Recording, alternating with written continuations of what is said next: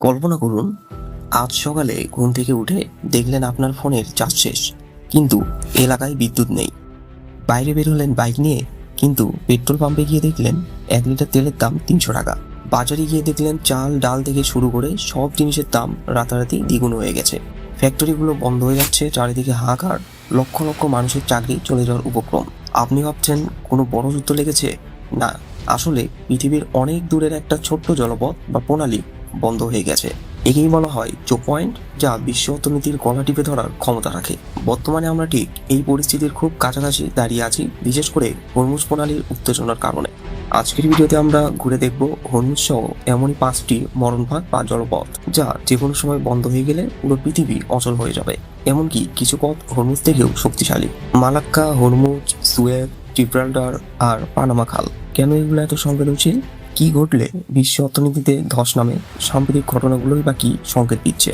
পুরো ভিডিওটি শেষ পর্যন্ত দেখুন, কারণ এই তথ্যগুলো আপনার চোখ খুলে দেবে এবং ভবিষ্যৎ সম্পর্কে আপনাকে সচেতন করবে। প্রথম চোক পয়েন্ট হলো মালাক্কা প্রণালী, যা মালয় উপদ্বীপ আর সুমাত্রার মাঝে অবস্থিত। এটি ভারত মহাসাগরকে সরাসরি প্রশান্ত মহাসাগরের সাথে যুক্ত করেছে। জানেন কি, প্রতিদিন এই পথ দিয়ে প্রায় 23 মিলিয়ন ব্যারেল তেল পরিবহন করা হয়। চীনের মোট আমদানিকৃত তেলের 80% আসে এই পথ দিয়ে। একে বলা হয় চীনের লাইফ লাইন। বিশ্বের মোট বাণিজ্যর 25 থেকে 30% এই সরু পথ দিয়েই চলে। কিন্তু এখানে সবসময় জলদস্যুতা এবং ভূরাজনৈতিক অস্থিরতার ঝুঁকি লেগেই থাকে। যদি কোনো কারণে এই পথ বন্ধ হয়, তবে এশিয়ার পুরো সাপ্লাই চেইন তাসের ঘরের মতো ভেঙে পড়বে। মালাক্কার গুরুত্ব বুঝলেন তো? এবার চলুন বিশ্বের সবচেয়ে বিপজ্জনক পয়েন্টে। এবার আসি হরমুজ প্রণালীতে, যা বর্তমান বিশ্বে সবচেয়ে বড় হট টপিক। এটি পারস্য উপসাগর এবং ওমান উপসাগরের মাঝে অবস্থিত, বিশ্বের তেলের আসল প্রাণকেন্দ্র। প্রতিদিন এই পথ দিয়ে 21 মিলিয়ন ব্যারেল তেল যায়, যা বিশ্বের মোট তেলের 20%। শুধু তেল নয়, বিশ্বের 1/4 এলএনজি বা গ্যাস এই পথ দিয়েই সরবরাহ করা হয়। ইরানের এই পথটি বন্ধ করার যে কোনো হুমকি বিশ্ববাজারের তেলের দাম মুহূর্তে বাড়িয়ে দেয়।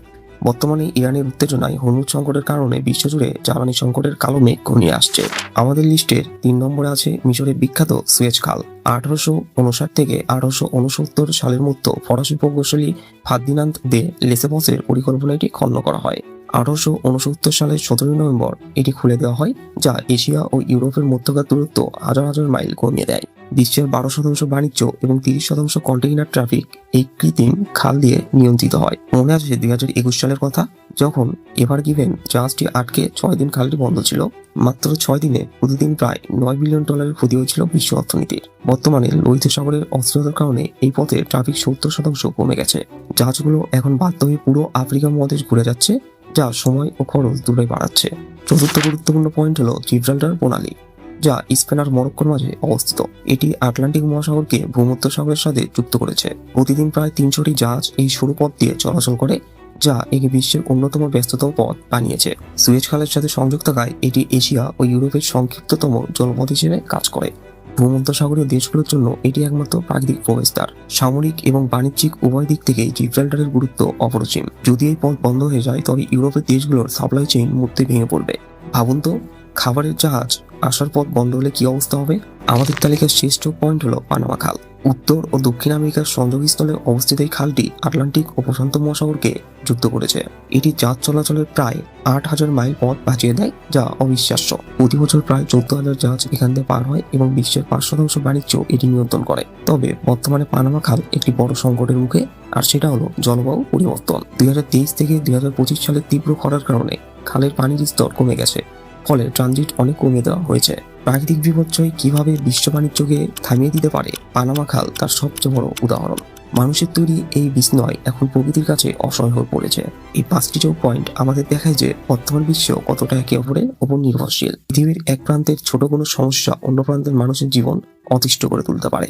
বাংলাদেশের মতো উন্নয়নশীল দেশের আমদানি রপ্তানি, জ্বালানি আর খাদ্য নিরাপত্তা সবই এই পথগুলোর উপর নির্ভরশীল করে। তেলের দাম বাড়লে শুধু গাড়ি নয়, আমাদের নিত্য প্রয়োজনীয় প্রতিটি জিনিসের দাম বেড়ে যায়। তাই এই সংবেদনশীল পয়েন্টগুলো বন্ধ হওয়া মানে শুধু বড় দেশগুলোর ক্ষতি নয়, বরং আমাদের পকেটেও টানা পড়া।